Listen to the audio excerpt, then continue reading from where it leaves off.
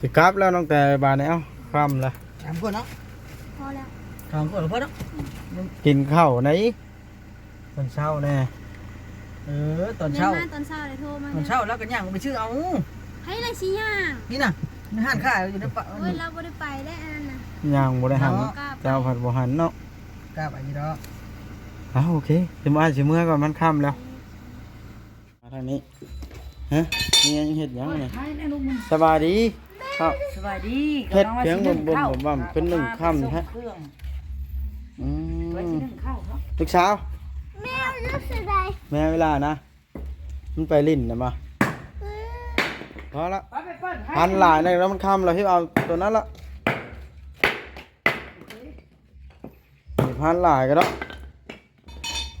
ไม่ถึงพันอย่าลืมกดติดตามเพื่อเป็นกำลังใจให้ผมด้วยนะครับทุกคนขอบคุณมากๆครับพี่น้องให้เปิดภาพเป็นกันมาตั้งแต่ไปซื้อสายสาวให้น้องแต่เพิ่นว่าอันนั้นสายสากเพิ่นตายว่าซั่นเพิ่นบ่มีรถออกไปก็เลยอาสาออกไปซื้อให้เพิ่นค่ำแล้วว่าสิกลับเลยบ่ได้กลับซื้อสายให้เพิ่นก่อนตอนนั้นไปซื้อพิโนเพิ่นพี่น้องเอ้ยห้องเช่าก็อยู่ปากทางบ้านอุดมไปฮอดแล้วบ้านห้องเช่าซื้อสายก็150,000เพิ่น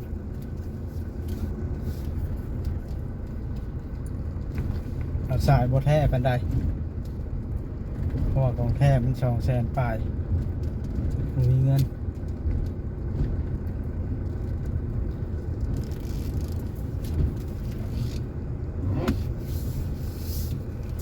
เดี๋ยวกับตุลายังบ่ได้เมื่อเนาะนี่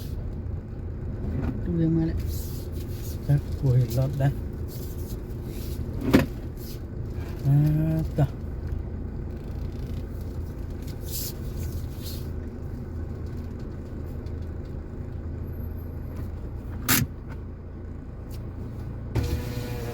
ฮอดแล้วนี่ ได้บอก ลืมผมมาบอกว่าลืมได้เล่าอยู่ใช้เลยนะเราขึ้นรถละ แล้วอะไรถ่ายคลิป ใช้โทรศัพท์นะโอ้โทรศัพท์นู้นแปลนะมันลืมอยู่ห้านบ่ฮะ ขอชี้จ้างน้ำเจ้าคณะ เฮ็ดลิ้นนี่ จะต้องไปดูว่า บ่ได้ พอเด็ก อ้าว เอ้าสองขวด สิกลับแล้วน้องแต่บานนี้เอ้าค่ำละ สามคนเนาะ พอแล้ว สองขวดหรือเปล่าเนาะ กินข้าวไหนตอนเช้าแน่ ตอน แม่ เช้า มาตอนเช้าเลยโทรมา ตอนเช้าแล้วกันย่างไปชื่อเอา ให้ไรสิย่าง นี่น่ะในห้างค้าอยู่ในปะ โอ้ยเราบ่ได้ไปได้อันนั้นน่ะ ย่างบ่ได้หัน เนาะ เจ้าผัดบ่หันเนาะ กล้าไปนี่เนาะ อ้าวโอเคสิมาสิเมื่อก่อนมันค่ำแล้วมาเด้อมาเอ้ยจังพ่อกัน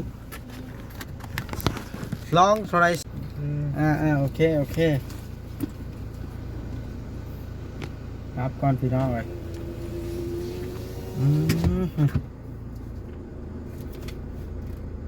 รถลาไปยังบ่เมื่อบีบแกให้แล้วกัน ดีแกนี่บ้านพัก ฮะ บ้านพักอย่าไปเฮ็ดได้ปะนี่ หน่อยเพิ่นโปรออกมาเพิ่นหันเนาะลืมโปรออกมาผู้ห้องให้อะไรเด้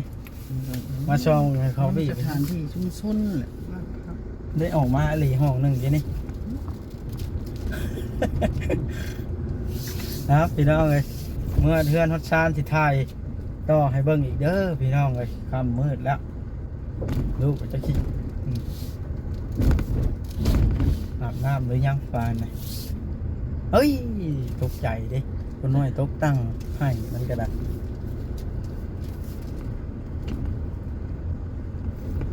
นะมาเนี่ยจะได้จบคลิปลงซ้ำนี้กันพอเรื่องจากจิตต่อเพราะว่าตั้งใจขับรถเนาะเบาดิ แม่ โอเคหมดทางเลยครับพี่น้องหมดบ้านพักหนึ่งทางแล้วได้เนี่ยพี่น้องมาหอดเทือนหอดซานพอดีมืดสุราเซรีอันนี้ลูกก็มาแลนครับสบายดีลูก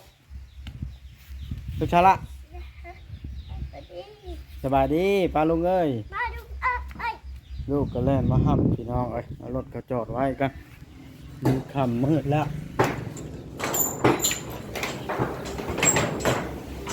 แต่ว่าสลีมืดจักหน้อยหนึ่งพี่น้องเอ้ยจะเปิดนี่เอาต่อพี่น้องเอ้ยยังสิไปเส้นเพิ่นอยู่อันนั้นเฮ็ดหยังดังบ่มนี่โอ้ยตัดภาพมาทางนี้ฮะนี่ยังเฮ็ดหยังนี่ ให้แน่ลูกมึง สบายดีครับ สบายดี เฮ็ดเพียงบ่มขึ้น1ค่ำฮะ เครื่อง อื ไว้ ม ที่นึ่งข้าวครับ ลูกสาว แม่รู้สึกไง แม่เวลานะมันไปลิ้นนะมาพอละ ไปเปิ้ลให้ พันหลายนะแล้วมันค่ำเราที่เอาตัวนั้นละพันหลายก็แล้วง่ายจึงพันค่ำละป้าดโตพี่น้องเอ้ยถ้วยยังบ่ได้ล้างแซ่อันยะอยู่นี่มานี่มืดใต้ไผ่กันลูกเอ้ยนี่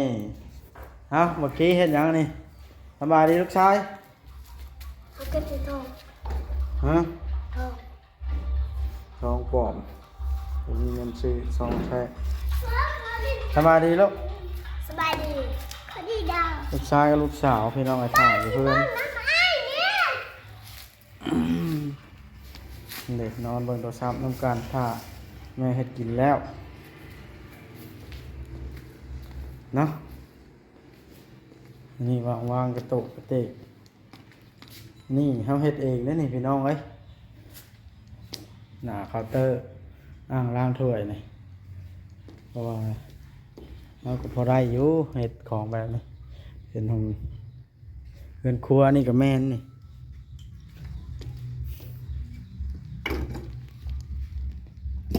ค่ำจังฮอดเนาะครับ บอลนี่เลย พี่น้องไว้บาทเนี่ยมาเพื่อนจนค่ำจนมืดเมื่อแล้วจะได้จบคลิปก่อนบาทเนี่ยพี่น้องก็คือทางน้องแต่เพิ่นก็อยู่ห้องเช่าเป็นที่เรียบร้อยแล้วเขาไปส่งฮอดแล้วห้องเช่าในซีโนนี่แหละพี่น้องว่าสิไปแวะเล่นน้ำสะเทืองเพิ่นว่าไปนอนอยู่หั่นก็บ่เห็นสะเทืองอยู่เนาะพี่น้องไปอยู่ห้องเช่าน่ะดีแล้วพี่น้องเลยเพราะว่าเป็นการส่วนตัวอยากเว้าหยังกับผัว2คนก็เว้ามีหยังก็เว้ากันเนาะก็ถือว่าเสร็จภารกิจมานี่พี่น้องเลยเรียบร้อยขายดินกับเงินก็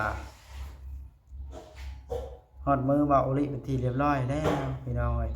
เนาะนี่แต่ว่าบัดนี้ถ้าเบิ่งก่อนพี่น้องในตอนต่อไปว่าสิซื้อดินซื้อดอนอยู่ไสก็เนาะพี่น้องเพราะว่านี่ก็ถ้าเบิ่งก่อนตัวจริงทางเฮาก็บ่เอิ้นพุ่นละบาดน่ะสิไปส่งน้องแต่กลับบ้านผัวอีกส่งขึ้นรถก่อนเพราะว่าทางว่าสิไปทางน้องแต่เพิ่นว่าสิไปลิ้นน้ำสาวบุญก่อนสาวบุญอยู่บ้านโคกนี่สาวบุญบรรณาเนาะสาวบุญที่ว่าเอาธงมาให้เมียบ่บอดน่ะเด้ที่ทางเอ้ยจุลี่เพิ่นฝากมาทำสาวบุญตอนน่ะเนาะลูกก็ยังกินนมอยู่พี่น้องเอ้ยแม่อยากสิไปนมอยู่กระดาษสิเฮ็ดจังไดล่ะนั่นนี่ถอกนมให้ลูกแล้วทางนี้ก็ได้ 4 ปีเนี่ยเป็นข่าว เป็น4 ปีแล้วก็ได้เนาะ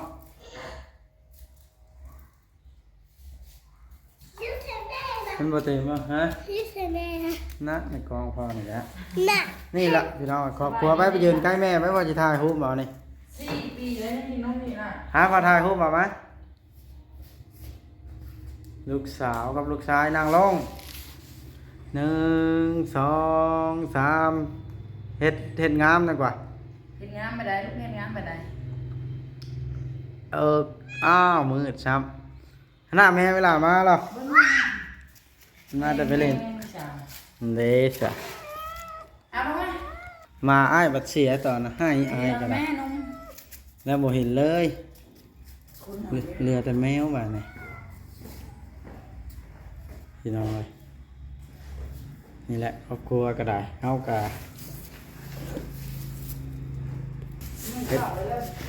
เฮ็ดจังเพื่อปากเพื่อท้องเพื่อครอบเพื่อครัวนี่แหละพี่น้องเอ้ยเนาะจะช่วยผมกันยาวแล้วโอกาสว่างๆจะไปตัดผมกันยาวพอสมควรแล้วได้นี่พี่น้องเอ้ยพอตัดแล้วได้นี่เนาะ สิได้เข้าดิ ฮะ ได้เข้า เฮ็ดกินเพียงให้มันนี่เฮ็ดกินหยังกับข้าวได้เฮามานี่ซุปหน่อไม้โอ้คักแล้วซุปหน่อไม้เนาะพี่น้องบาทนี่โอเคพี่น้องเอ้ยเมื่อยละสิได้จบคลิปก่อนพี่น้องเอ้ยมาแต่เวียกเมื่อยขับรถขับรางก็ได้พี่น้องเอ้ยรอเบิ่งรอชมตอนต่อไปอย่างไรก็ได้พี่น้องเอ้ยว่าจะเป็นเท่าไรต่อกันเนาะ